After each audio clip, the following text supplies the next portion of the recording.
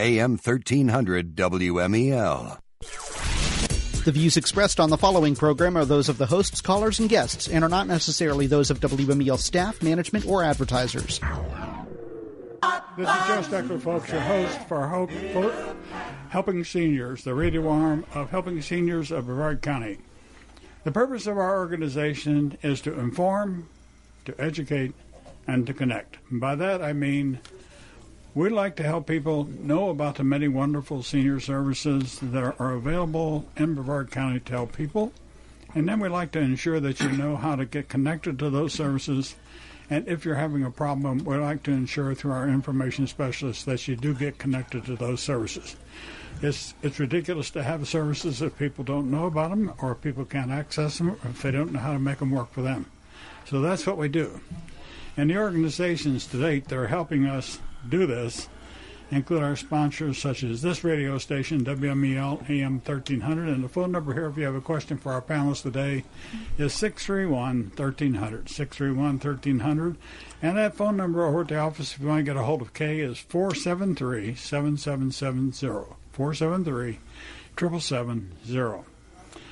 The sponsors for the first part of the show include Gentiva Home Healthcare, the Eye Institute, Solid Bite Dental Implants, Bill Johnson Elder Attorney, Wistoff Hospital Systems, Levin Home Care, Ren Care, which is a medical alert program. We're going to do a TV show about medical alert programs tomorrow at our offices.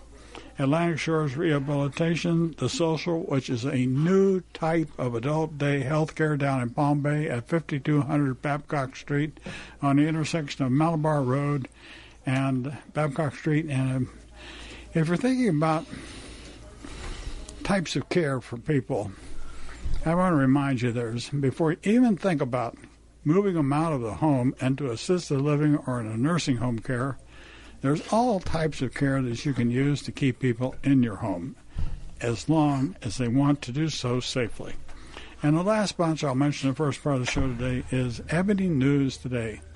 And Ebony News is one of our newest sponsors. Today we're going to talk a little bit about our own programs, what we're doing in Brevard County, and how we're trying our very best to help people. But I think it's also important that you know that there are programs that can help seniors, but if people don't know how to use the programs to help seniors, they're going to be dormant. They're not going to help people. And just because we are 60, 70, and in some cases 80, me, a little older, and some 90s. In fact, the last person we helped was 95. So seniors, even though they're getting older, we've still got some pretty good minds in those craniums up there. And as one of our panelists today discussed before we came on the air, there are more and more white-haired men and women with stocking stores in Publix and some of these other places. So seniors as well as children have to eat. And I'll just remind everybody that 22-point-scratch people in Brevard County are 65 or older, whereas 19% are 18 or younger. So it seems to me, seniors, that more of you should think about advocating for what you think is right, and especially since 44.6% of your taxes go to help children's programs and not 1 cent is earmarked for senior programs. I think that's a pretty significant fact.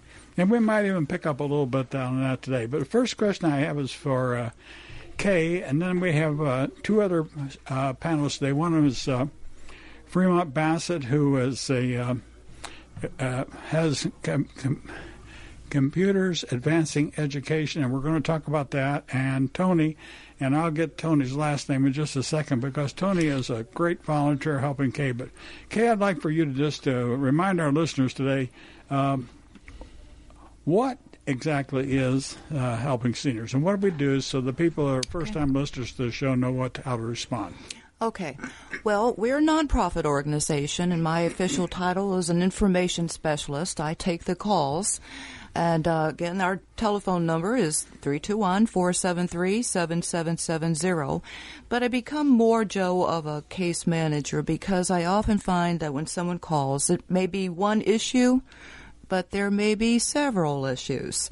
So my job is to try to put them in touch with the appropriate resources. But we go farther, because when I finish that call, I ask them, would you do me a favor and call me back and let me know how the results happen for you? 90% plus more do. And if they don't, I'm going to call them and follow up with them. I have people, actually, Joe, calling me from last September. They must put our telephone number up on the refrigerator or something, because they now say they know they can call Helping Seniors of Brevard. They're not going to get a fast telephone number. We're going to take the time with them. We care. And those people, they call back and they said, thank you so much. So it's more than just picking up the telephone and calling, and here's a telephone number, folks. Much, much more. So the people now that are getting called, that I'm getting calls in the last few days, Joe, not only with our outreach media efforts that we do, friends of friends are talking about it, because now I ask everyone, how'd you find out about us? A friend told me about you. So people are definitely talking about Helping Seniors of Brevard and knowing that we're providing some excellent services for them. Okay, one question before I get into the computer part today.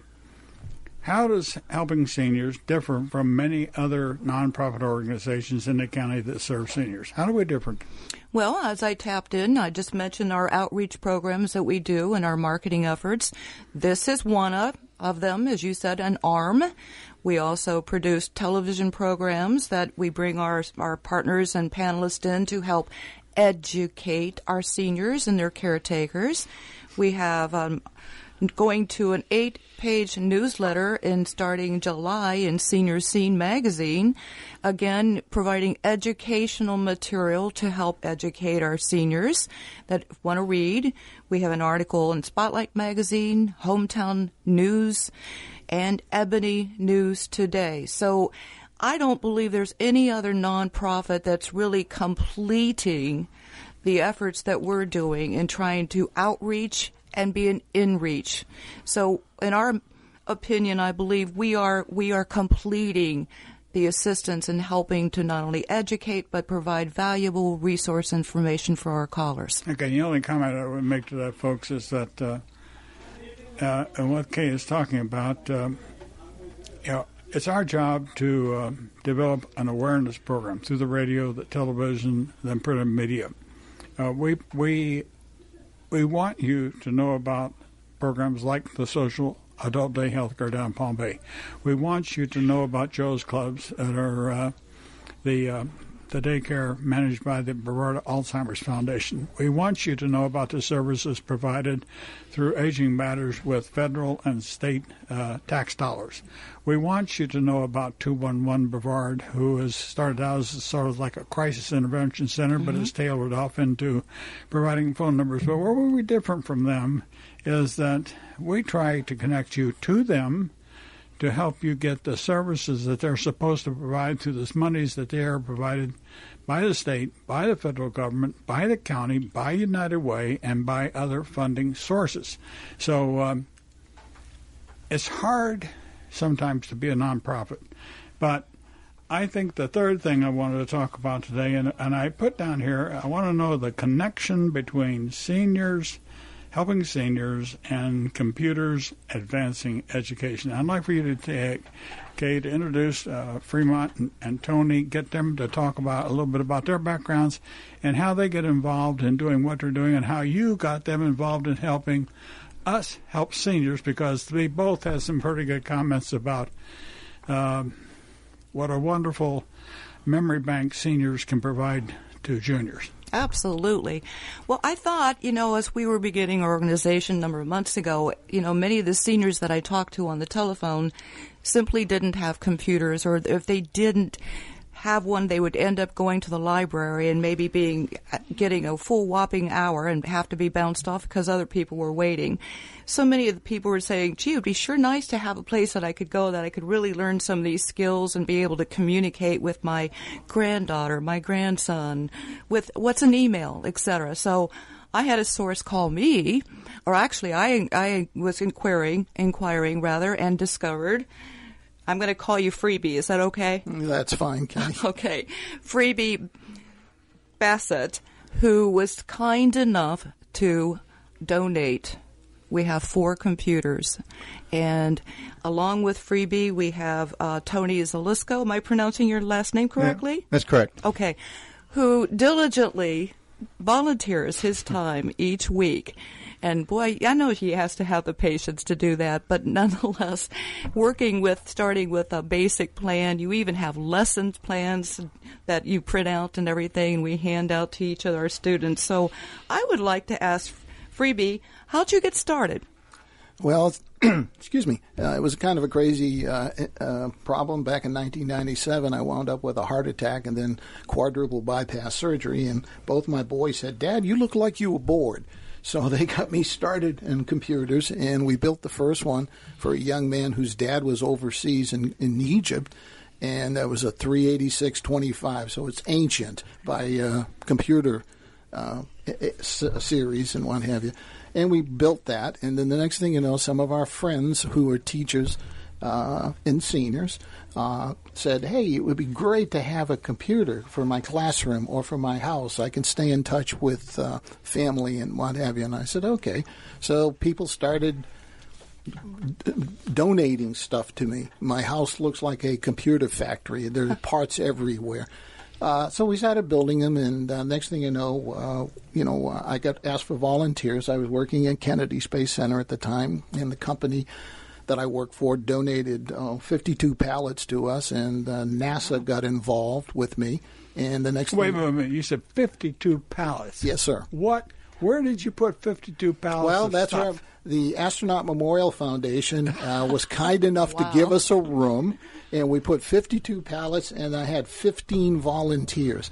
At the present time, we have 40 volunteers, and we partner with the Brevard County school system to work in an old school up in Titusville, and that's where we repurpose, rebuild, do everything that we need to do, and we're kind of a mix of people, ages anywhere from about 21 to 82, and so we do a little bit of everything: rebuild them, repurpose them, clean them.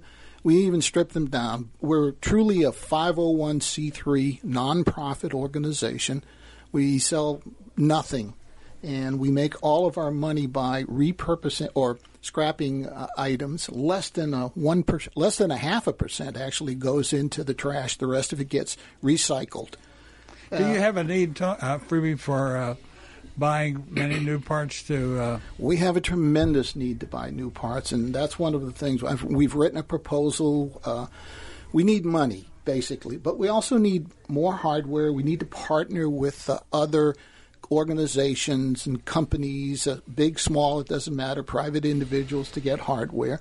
But it would be wonderful to be able to get funding of some sort so that we can, buy stuff. Right now, we just rob Peter to pay Paul, Joe, and so far it's working. We've made some contacts with a couple of organizations that said that they would help us get computer stuff. We haven't seen it yet. But we got stuff from major companies. Just thinking, just off the record,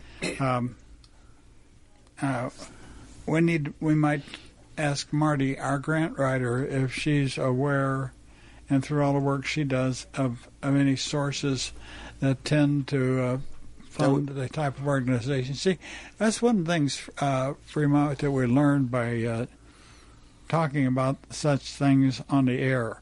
We have a need for money too. Cash flow is not an easy thing for nonprofit organizations. And some people have said to me, "Joe, well, why do you start something before you know you can pay for everything?" Well, generally speaking, I believe we know a way we're going to pay for everything before we start it, because it's kind of dumb to start something and not be able to continue it. But having said that, not all nonprofits are that fortunate. And right now, we're having trouble getting some of the cities to pay us money because cities and counties, like many other organizations, seem to want to look for ways to not honor a debt. And I don't know any other kinder way to say that, because frankly, those of us that are in the public sector and when we work with nonprofit organizations, we try to be very careful of what we say because we don't want to overload our mouth and say the wrong thing. But sometimes you've just got to speak the truth, and so that the people that are your listeners and your potential supporters know that there is a great need. And I've always never understood why people that watch television, people that read or listen to radio shows, can't understand that I don't take any money for what I do, but other people, and I know you don't, right. But other people have to earn a salary, have to earn a living. So when we say to our listeners, our viewers, our audiences, donations are appreciated. Yeah, that helps.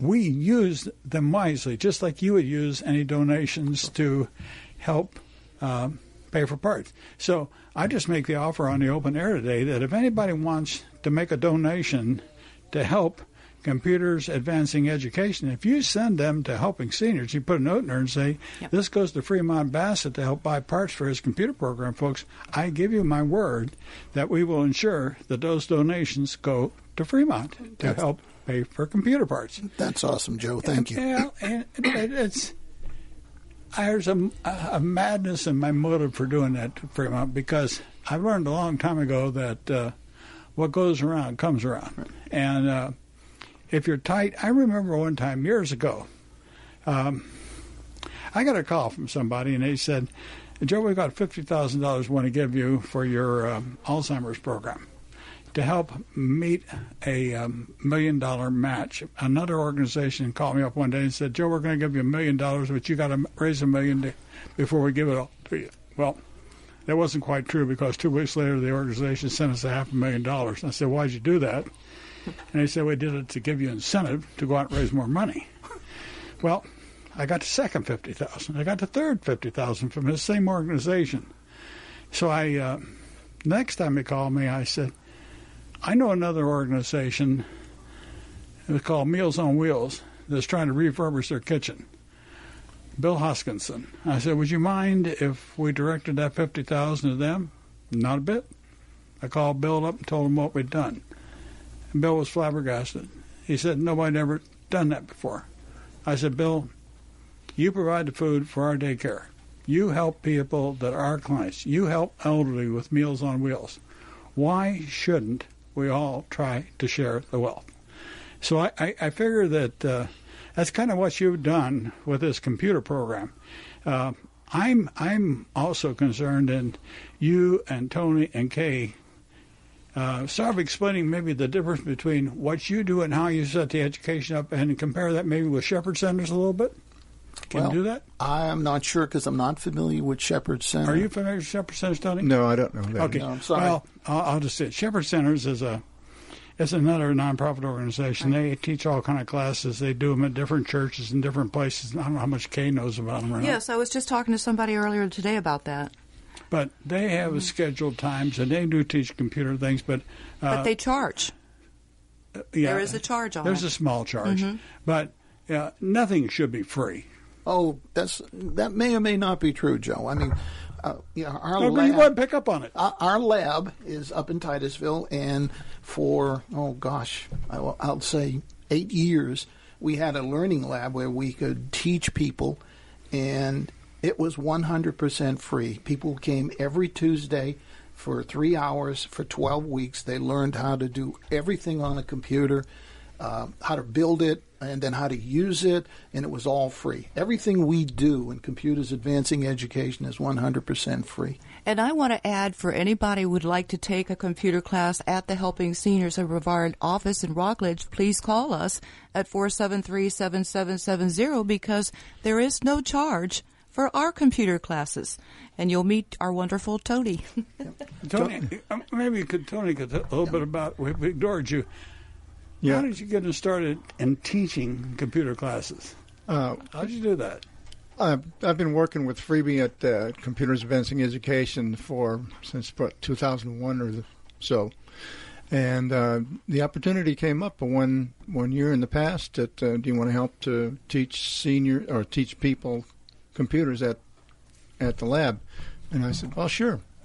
I've taught in my working life before. So I said, I'll give it a try. How hard or how difficult is it for both of you in trying to help seniors understand the mechanics of operating a computer and retaining the skills or developing some of the things? We're getting the signal. We're going to have to take our mid-show break, folks. And I want to ask that question when we come back on the other side of the break. So, folks, do stay with us. We got a lot more to talk to Fremont and Tony about. Stay with us.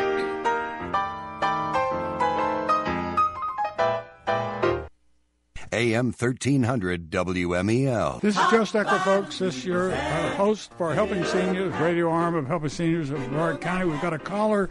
But before I bring Sandy on the air, I want to remind everybody that the purpose of Helping Seniors is to inform, educate, and connect seniors to resources. And if you have a question for our panelists today at the radio station, call us at 631-1300, or you can call Kay at 473-77770. And our sponsors for the second part of the show include Senior Scene Magazine, Hometown News, Spotlight Magazine, Seniors Helping Seniors, The Fountains of Melbourne, Beth Courtney from the Braswell Team Financial Advisors, Kenneth Chiropractic, Canadian Meds of Melbourne, Wiedemann Malik Attorneys, Vitas Hospice, and Peaceful Beach Mediation with attorney Brooke Goldfarb.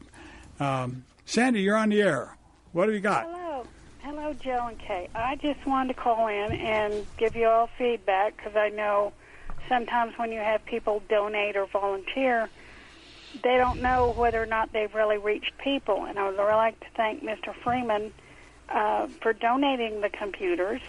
And Tony is a really good teacher, has a real good syllabus. And when we ask questions or we don't understand something, he's got the patience of Job to, and we may lose our glasses or we can't see the screen, but he does a really good job of, teaching us and showing us, and the syllabus is really good, easy to follow, and, well, Sandy, before cost isn't everything. Sandy, before you took the class, did you have any computer experience at all? Very little. I had tried to go to a couple other places with Parks and Recs, but the time constraint and the cost and the travel was, kind of daunting. It wasn't impossible, but it was trying, and sometimes I couldn't make the class, but you had to pay for the class, and they had a set schedule, and if you missed a class, you just, hard to catch up. Sandy, I'm just going to call you Sandy, but okay. And I know you're not reticent for me to talk about this, but because you are in part one of the reasons why Helping Seniors exists, because through our education and information, you found out how to connect to resources, but you're a person that's one of the very, very many in Brevard County that has worked very hard to fight the system. And I'm thinking in terms of you spent something like 8 years on a waiting list for Section 8 housing, correct? Yes, sir. And that's not fun to know that, and you worked in your life. You tried to save, you tried to do all this stuff, correct? Yes, sir. And sometimes life happens. That's all you can say. You just roll with the punches, and do the best you can. Well, listen, we're going to get back to our panelists, but I want to thank you because, folks, Sandy is participating in the advocacy council that we're working on to promote a development of an aging plan for the county to the commissioners, and Sandy has been a very valuable contributor because it is based on the experiences of people like Sandy, like others that call our offices. And contrary to what you read in the newspapers a lot, it's not as easy to report abuse. It's not as easy to get Meals on Wheels. It's not as easy to get what you think you need to help yourself. And exactly. I could cite a lot of cases for that. But, Sandy, thank you for calling. Sandy, before you go, Tony wanted to bring some news where I think he has something that he wants me to take back to the office for you. Okay. Hey, Sandy. Okay, well, thank you much. And your time, and it's not just me, but it was a joy to me to see the other ladies in the group that when they figure out how to contact, set up Skype and talk to their grandkids and stuff. And he wants to say something to you, really Sandy. Good to see. Sandy? He wants to say something to you. Go yes. ahead. Go ahead, Tony. Hey, Sandy, just to let you know that you can go and see Kay anytime and pick up your computer. It's fixed, ready to go, and clean, no viruses, ready for you to start using it. Thank you so much. And that'll give me no excuse to do all the data entry I got to do. So. Okay, thank you, Sandy. Is Sandy helping us with the data entry for the... She, I believe, is going to be volunteer a little bit, too, when she has time. Okay, folks, you know, we got over 400 surveys back from the work we did to try to develop the need for an aging plan in the county. And we've got several volunteers that have said that they would help input the data from all the surveys so that we can make a matrix so that when we go to the commissioners, they'll know that what we're saying to them is based on valid evidence. And it's hard to refute something if you build a base. And it's just like you, Fremont, and you, Tony, with building computers, furnishing computers, teaching people, it's pretty hard to refute the fact that you're helping people. So I would like for both of you gentlemen to talk a little bit about the importance of computer knowledge to seniors. Why is that important to say? Well, Joe, thank you, by the way. Kay, thank you. We live in this very highly technological world, and we've pushed, in a sense, a lot of us have pushed seniors off to the side, and they have this tremendous knowledge base. We need to tap into that resource. We need to use that resource and bring it in line with what's happening out there. So if we can, get them engaged. Excuse me. Like I said, I have 40 people in my program, and one of them is 82 years old. She's dynamic.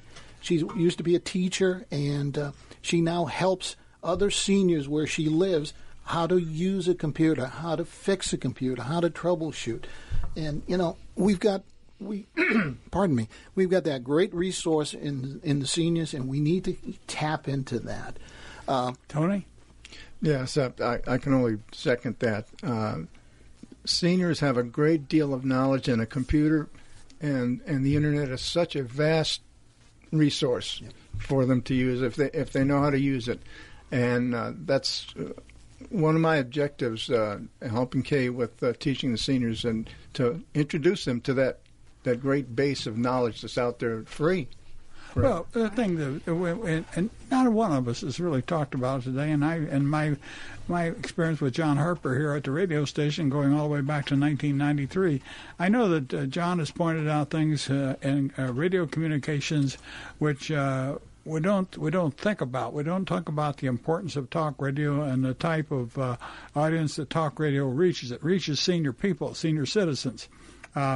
We don't think about the advantage of having our seniors be better informed about how to use the Internet so they can open up new horizons for them. So that the Internet, to me, is one of the greatest things for eliminating boredom in older people's like, Kay? Yeah, I have a comment because I bet a lot of seniors remember growing up with a whole set of encyclopedias. Let's go to the encyclopedia, we'll find the answer. But if they are taught how to properly use the Internet, my gosh, there's more than one set of encyclopedia on the Internet. We'll find everything and anything. Wouldn't you guys agree? Yes, there's out there on the Internet, there's a place called Wikipedia, and it's got almost everything you could ask for. You just type in what you want, and 99.9% you're going to get it. You can get all the knowledge you want. I'm renovating a house right at the moment, and I didn't know how to do drywall work. I didn't know how to put in laminate flooring or other stuff. And I went out onto YouTube, and I got instructional videos. I got lists, and 2 o'clock in the morning, I'm not the brightest or sharpest knife in the drawer, but I've learned how to do this stuff, and it's perfect in what have you. Wait, a while ago, Tony, the number 80 came up, and you kind of smiled like you were approaching that age. How old are you? Tony, I mean, Fremont, how old are you? I'm 68. 68. I'll be 60. Yeah. When you started talking about putting laminate floors in and doing drywall and everything, I said, this guy at 80 is not going to be putting drywall and laminate floors and everything else. I'm saying the knowledge, the information, Joe, that's out there is tremendous. Seniors want to know about, this pill I've gotten from the doctor. What are the side effects? That's a good point. I've sprained my ankle. What can I do, about that? So the knowledge that's out there, yeah, there's some bad stuff out there. I'll admit that.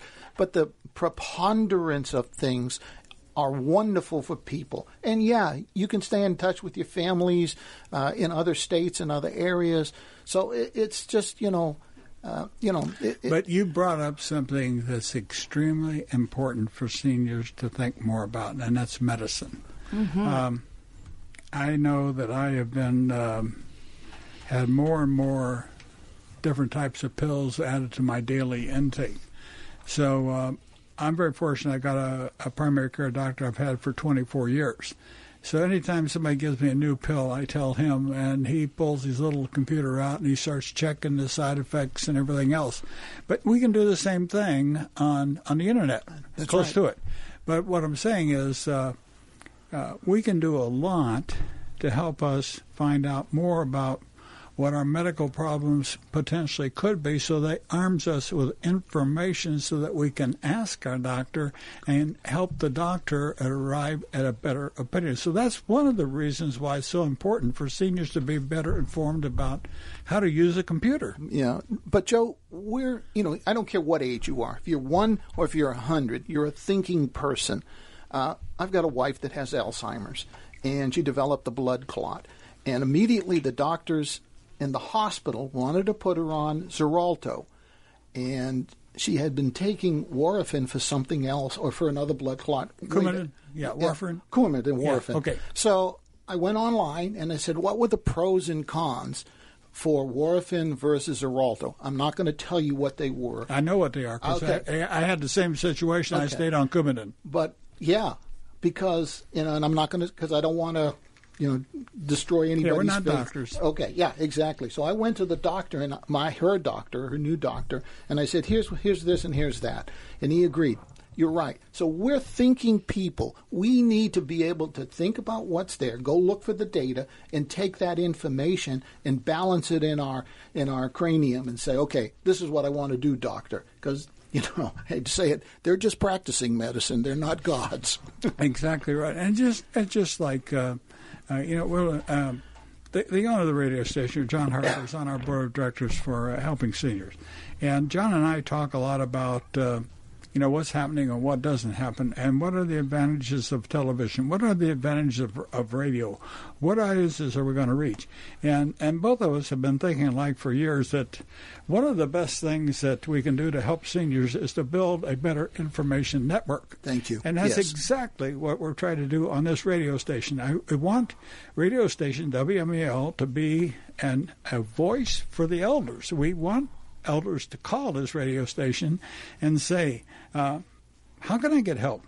Because John knows that he can call certain people, and we can call other people, and we can get people at least directed to a source of help. And the other part of that equation on an information network is having a seniors call and feel they're going to be treated reasonably. That's so important. But if you've got a computer, you can find out, but the computer can lead you straight too. Oh, yeah. Yeah. Like I said, there's some not so good things on the internet and coming from a computer. But, we're thinking people. We can avoid those things, and we can go past them. And if we teach you enough that, you may have something attached to an email, or you may have attached to something else, and you don't want that, you can stop that. You can run your antivirus. You can do a CCleaner, and I know that I'm saying things for people that, that really don't understand some of it. And I know, Joe, we talked about getting emails that are potential scam. Yeah. So not to open if you're unsure about an email or where it's coming from, don't open it. That could be a problem. Okay. Yeah. I've asked lawyers, and I've asked attorneys, I've asked financial advisors this very question on the radio show. And I'm going to ask two computer guys, Tony and Fremont. What is your advice to listeners about opening emails, and what is the potential and what are some of the harms if you open an email that you don't know? What can that bring into your computer? Well, yes. If you open an email that you don't know where it came from, there could be that's what's called a virus or some version of a virus attached to that. And once you open it, you introduce it to your computer, and it will take over something. That happened to me several years ago, and I learned the hard way. Yeah. But so you have to be very careful when you're opening anything or downloading anything from the internet to read every page before you click that next, or before you say, show me the attachment. Know where it's coming from. Be confident that it's free of any harmful viruses or. Well, what's amazing to me and frightening to me, Tony, in Fremont, and maybe you can help other people understand this. By opening our computer to them, we give them access to get information we don't even begin to think they have access to. How do they do that? Well, these people are programmers. They understand what to write. They know what's going to happen, and if they do that, like Tony said, you got to read it. Read the highlighted titles and what have you. If it's not making English sense or it's kind of broken, don't open it. Blow it away. Destroy it. Get rid of that email because they can take over your computer. And then the next thing you know, you see these advertisements. Was it something lock? I can't think of what it is, data lock or something like that. You can wind up. They can get in. Power lock, yeah. Yeah, they can get into your system. And the next time you do financial transactions, if you're doing them online, like I pay my bills, boom, boom, boom, they have access to all of your information then. And how about these things that come in where they say that, I've got a member of your family is sick in the country and they need money to get there, or all these banking schemes. If you click on that, you open yourself up to that programmer getting into your personal information. That's correct. And I don't know of anybody that's going to give you $1 million simply on a game. So anybody that does something like that should have better sense. Well, people, open it. We're human beings, Joe, and what we want all we want is that get quick rich mentality. Somebody's going to give me $1 million. Oh, whoopee! I'm going to be rich. I don't have to worry about buying medicine. I don't have to worry about my house payment or my car payment. Those are all traps. They really are. You got to watch them. Yeah. And they prey on seniors because seniors want something easy. And I do want to mention one thing before I get off the air today, and like I said earlier, you have to be careful what you say. But having said that, I got some pretty good information the other day. Came off of what they call an IRS 990 for some of our programs that advertise nationally to raise money. And those of you that think Wounded Warriors is the greatest thing since sliced bread, I invite you to go to the internet, take a look at their 990, and I'll just mention two numbers on there. They gave $42 million for grants to help people, and they gave $45 million to pay salaries. So you take it from there. I just don't think it's right that we blindly give to organizations that we don't know anything about. And when I try to tell somebody on the phone, they call me and asking for money, and all these benevolent organizations, when you try to get a word edgewise and they won't even let you, I just hang the phone up. Yeah, I just don't do anything else. Same here. Okay, I'd like to say something. Again, our guests today have been Freebie Bassett and Tony Zalisko with Computers for Education. And again, for those listening, we offer free computer classes at our office in Rockledge at Helping Seniors of Brevard. All you need to do to get registered in the class is dial 473-7770. And another reason we brought these two on the air today too is because you heard Freebie's plea that you need parts. We need parts. We need volunteers. We need financial support. So that Yeah, you're a nonprofit too. So when Joe makes a statement that if anybody would like to help out Computers for Education and donate through Helping Seniors of Brevard, we guarantee that will go towards you. So, I just want Computers Advancing Education. I got that right. You didn't pay attention to well, you know what? I'm looking right at my paper here from Tony. But he sent you an incorrect piece of paper. Yeah. Okay. We had to modify the name a little bit. So sorry about that, guys. It's okay. Freeman, that's it. I pay attention to what somebody tells me. Thank you, Joe. I appreciate it. Kay does sometimes, not all the time. But where Kay does pay attention is when somebody calls for help. Yeah. And when Kay can't, and she doesn't have this happen very often, when she needs another resource, she might call me and see if I know another resource to call. And that's the advantage of being involved in this elder care system these many years. You've got sort of a capability to establish a background of information that can help people. Just a quick note, Joe, and I'm sorry to interrupt you. Go ahead. But like I said, we've been a nonprofit since 2004, and to date, we've given away a little over 30,000 computers to schools, to education, to seniors, and we're now putting learning labs in all the Brevard County schools, 15 in each elementary school. Wow. Do you get support from the school for that? Brevard County allows us to work in an old school up in Titusville, so it's great. That's all the support I need. And we work with a gentleman by the name of Tom Fitzgerald who helps us go forward and put the right places and all the tech specialists in the schools. And I also like to give credit because in the paper I got from Fremont folks, he said here, computers are donated for refurbishing mainly by Health First, United Space Alliance, Northrop Grumman, Lockheed Martin, Astronaut Memorial Foundation, and the Brevard Community College. And Boeing organization. And Boeing. Yep, Boeing. So it's really important that people in the community that listen to the radio station understand that there are many nonprofits in this community that do their very, very, very best to help people. And I just want to echo what Kay has said about thanking you for helping seniors be better prepared through the internet. But I also want to thank radio station WMEL because this radio station also donates our time on this air to promote the cause of seniors. So with that said, I want to thank you, Tony, Fremont, and Kay, and thank you, listeners, for listening. We'll see you next week. Bye-bye. Thanks, Joe. Bye. Thank you.